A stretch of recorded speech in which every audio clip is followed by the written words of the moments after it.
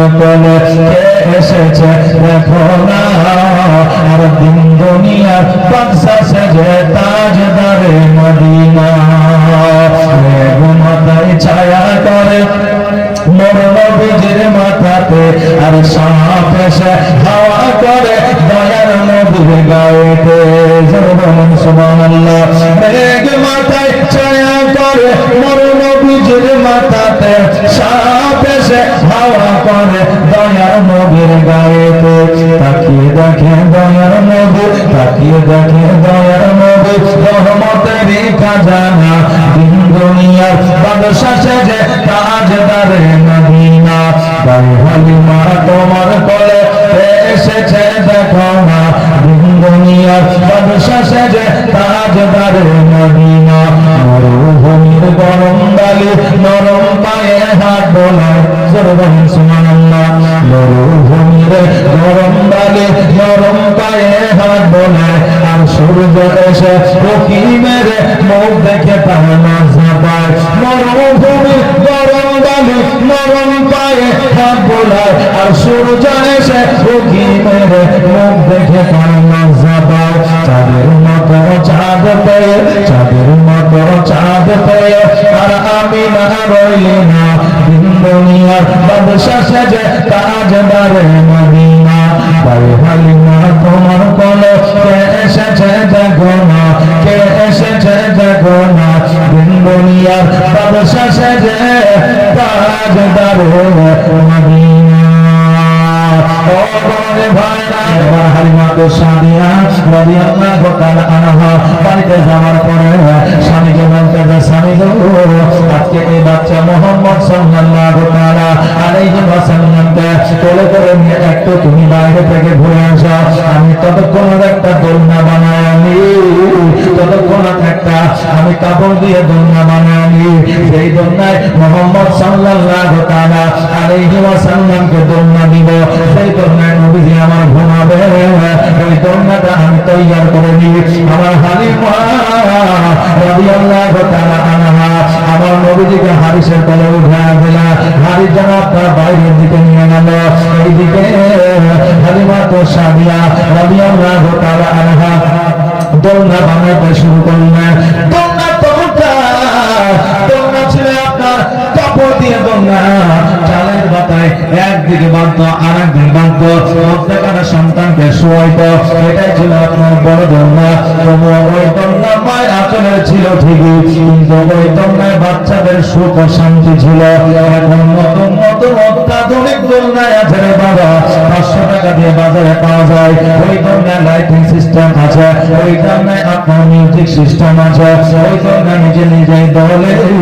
তবুও বাচ্চা দোলনার মধ্যে ঘুমায় না, সারাক্ষণ কান্না করে। এত সুন্দর সুন্দর দোলনা দিয়েছে, তবুও বাচ্চা কান্না করে, দোলনায় থাকে না। কিন্তু তখন ওই কাপড় দিয়ে মায়েরা দোলনা বানিয়ে দিত, ওই দোলনাতেই আপনার শুইয়ে দিয়ে আপনার ঘুম পাড়িয়ে দিয়ে সারা দিন কাজকর্ম করত। ঢিকিতে আপনার চাল করা আর আপনার কি বলে জাতাতে আটা পিসাই করা, এই কাজ আমার মায়েরা করতো, আর বাচ্চা সারা দিন ঘুমাইতো। আর এখনকার বাচ্চারা এত মডার্ন আপনার কি দোলনাতে শোয়া দিয়েও তাদের ঘুম হয় না। তখন তো আপনার আমলে বাচ্চাদের ঘুমাইতে এই কারণে যে মায়ের আঁচলে দিয়ে, মায়ের শাড়ি দিয়ে, মায়ের কাপড় দিয়ে দোলনাটা বানানো হতো। কারণ মায়ের আঁচলের তলে এত পাওয়ার, এত শান্তি আল্লাহ দিয়েছে, যেই শান্তি পৃথিবীর কোন কন্যারে নাই। জোরে বলেন সুবহানাল্লাহ। যে শান্তি পৃথিবীর কোন কন্যারে নাই। অতএব মায়ের আঁচলের মান ও সম্মান দিতে শিখো। বাবাজি ভাইরা, আমার হাদিস কিছুক্ষণ পরে হালিমা তো সাদিয়া রাদিয়াল্লাহু তাআলা আনহার কাছে আসলেন। আসার পরে বলে, ও হালিমা শোনো রে, আজকে যে বাচ্চাটাকে নিয়ে আমরা মক্কা থেকে তাইফ এসেছি, এই বাচ্চাটা সাধারণ বাচ্চা না, এই বাচ্চার মধ্যে অলৌকিক দৃশ্য আছে, এই বাচ্চাটার মধ্যে অলৌকিক কিছু দেখা যায়। আমার হালিমা তো সাদিয়া রাদিয়াল্লাহু তাআলা আনহা বললেন, ও আমার স্বামী, আজকে এই মাত্র নিয়ে গেলে দোলনার একটা দিক বাধা হয়েছে, অপর দিকে বাধা এখনো পর্যন্ত হয়নি। তুমি আমার কাছে চলে এসেছো, ও আমার প্রাণের সম্বল, এইটুকুর মধ্যে কি এমন অলৌকিক দৃশ্য দেখলা। স্বামী বলে হালিমা আমি বাচ্চাটিকে নিয়ে যখন বাড়িতে গেলাম, বাচ্চাটির একটা হাত ছুটে গিয়েছিল আর ওই হাতটা যেন বাচ্চার দুলতে ছিল। আমি লক্ষ্য করলাম ওই বাচ্চার হাত তোলার সাথে সাথে আকাশের সূর্য পর্যন্ত দুলতেছিল। বলে বলেন সুবহানাল্লাহ। আকাশের সূর্য শুধু নয় রে হালিমা, জগতের খেজুর গাছগুলো পর্যন্ত ওই হাতের সঙ্গে সঙ্গে নড়তে ছিল, খেলতে ছিল। হালিমা আমি এই দেখে বুঝতে পারলাম, জানতে পারলাম এই বাচ্চাটা জগতের সাধারণ বাচ্চা নয়। হালিমা মিচকি হাসি দিয়ে বলল, স্বামী গো আপনি তো এখন বুঝতে পারলেন, আমি মক্কাতে এই বুঝে গিয়েছিলাম। জোরে বলেন সুবহানাল্লাহ। হাদিস পড়ে দিবি মক্কায় তুমি কি বুঝেছ? আমাকে কেন বললে না, আমাকে কেন শোনাইলে না? হালিমা বলতে গেছে, স্বামী গো এত আনন্দের খবর, এত খুশির খবর অতি সহজে বলতে না। অতি সহজে বলে দিলে আনন্দটা নষ্ট হয়ে যায়, আনন্দ মনটা খারাপ হয়ে যায়। এই জন্য আপনাকে আমি বলি না, এমন সময় আপনাকে বলবো যাতে আপনি আনন্দিত হন, আমিও আনন্দিত হই। হাদিস বললে দিলে আর দেরি করিও না, জলদি করে বলো। বলে কি? বলে কি এমন অলৌকিক তুমি মক্কায় দেখেছো আমাকে বলো নাই? দেখবেন কোন গল্প যদি আপনার শুরু করেছেন মিডিল পয়েন্টে যদি রেখে নেন, তাহলে ওই মানুষের মধ্যে শোনার আপনার জাতবাটা থেকে যায়, থাকে না? এখন জীবনে শুরু করলাম আর শুরু করা মাত্র একটু পয়েন্ট বলার পরে আমি যদি ছেড়ে দিই নবী সালামু আলাইকা করি, তাহলে আপনি বলবেন এই বক্তাকে আর জীবনে ডাকবে না। জীবনে ডাকবে না, কারণ এই জীবনে অর্ধেক বলে আর অর্ধেক ছেড়ে দিয়ে চলে যায়, বলবে সবাই। তো গল্পের একটা যখন ইন্টারেস্টেড পয়েন্ট যখন চলে আসে, তখন মানুষের শোনার জন্য একটু আগ্রহ বেড়ে যায়। আমার হাদিস পড়ে দিবি মক্কা নগরে কি এমন অলৌকিক দৃশ্য দেখেছ? আমাকে একটু বলো রে দিবি, কারণ আমার শোনার জন্য মনটা ছটফট করতে আছে। এবং হালিমা বলতেছে, আমার স্বামী গো আপনি লক্ষ্য করুন, এই হালিমা জীবনে কোনোদিন সুস্থতা লাভ করে না, এই হালিমা জীবনে কোনোদিন অসুস্থতা দূর হয় না, যে হালিমা বাড়িতে খাবার জুটতো না, যে হালিমার বাড়িতে খেজুর গাছে খেজুর ধরতো না, যে হালিমার বাড়িতে ছাগল বকরিতে দুধ দিত না, আজকে ওই হালিমার বাড়িতে খেজুর গাছে খেজুর দেয়, বকরি ছাগলের দুধ না। শুধু এটাই নয় গো স্বামী,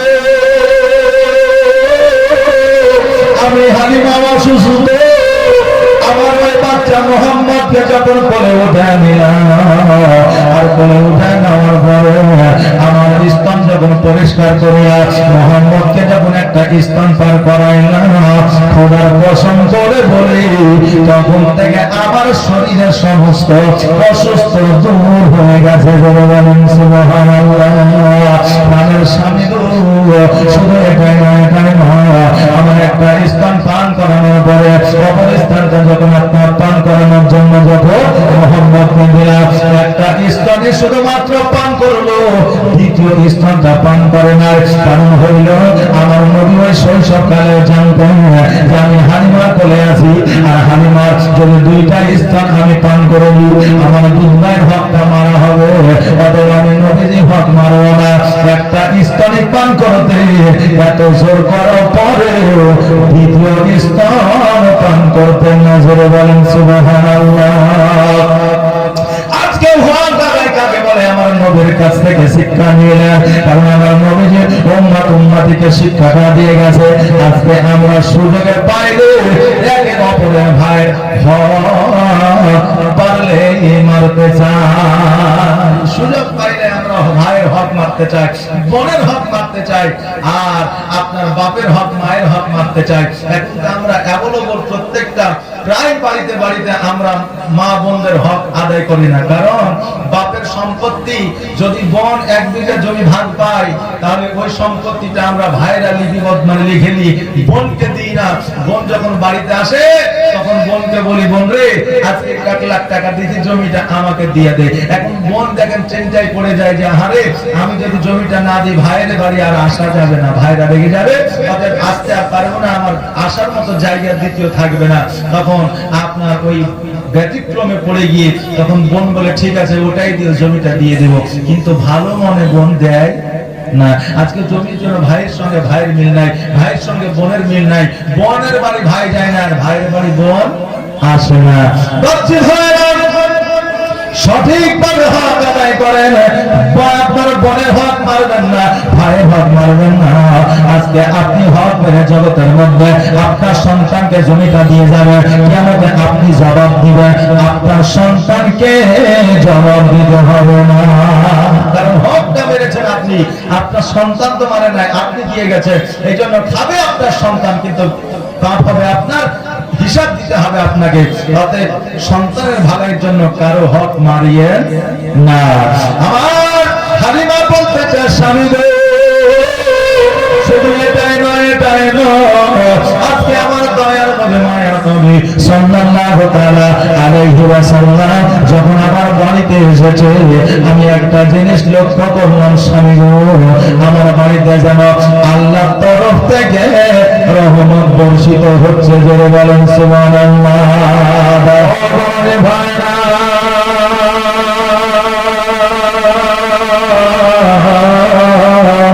আমার নবীজি পরকের দৃশ্য দেখানো করে আমার হালিমা তো সাদিয়া রাদিয়াল্লাহু তাআলা আনহা আল্লাহ শুকরিয়া আদায় করলেন, একবার আলহামদুলিল্লাহ বললেন। হালিমা বলল, আল্লাহ গো আমাদের রাত্রি বেলায় যে স্বপ্নটা দেখিয়েছে ওই স্বপ্নটা আজকে বাস্তবায়িত হয়েছে। আমার বাড়িতে তুমি রহমত বর্ষিত করেছ, অভাব অনটন দূর করেছ, আজকে খেজুর গাছে খেজুর দিতেছ, আজকে ছাগল বকরি দুগ্ধ তুমি দিতেছ। আল্লাহ গো আজকে তোমার কোটি কোটি শুকরিয়া আদায় করি, আজকে তোমার কোটি কোটি শুকরিয়া আদায় করি। আর আল্লাহ আমাদেরকে আজকে এত দিয়েছে, জমি জায়গা বাড়ি গাড়ি টাকা পয়সা আল্লাহ সব কিছু দিয়েছে, কিন্তু আল্লাহ শুকরিয়া আমরা আদায় করি না। খাবার সময় বিসমিল্লাহ বলি না, আর শেষের বেলায় আমরা আলহামদুলিল্লাহ পড়ি না। যখন আমাদের উজুর লাগে তখন ইন্না লিল্লাহ বলতে হয়, আর এখন আমাদের বর্তমানে উজুর লাগবে, উজুর লাগলে আমরা কি বলি, উজুর লাগে বলি কি বলি না। কিন্তু যখন আপনাদের ওজোট লাগবে তখন ইন্না লিল্লাহ পড়েন, যখন আপনার কোনো ক্ষতি হয়ে যাবে তখন আপনি ইন্না লিল্লাহ পড়েন, যখন আপনাকে কেউ ডাকবে আপনি যাবেন বলবেন ইনশাআল্লাহ, যে আল্লাহ যদি চায়। কথা কি বুঝতে পারলেন আমার? হ্যাঁ, এই শব্দগুলো ব্যবহার করেন। কেউ যদি বলে যে আমার জন্য দোয়া করো, আপনি বলেন সুবহানাল্লাহ, অবশ্যই দোয়া করব। আপনাকে যদি কেউ বলে যে আপনি আমার জন্য একটু ভাবিয়েন, একটু দেখিয়েন, আপনি বলবেন জাযাকাল্লাহ। জি, আপনি এই রকম ভাবে দেখেন চলে, আল্লাহ তাবারক তাআলা আপনার সংসারে বরকত দিবে। জোরে বলে আমিন।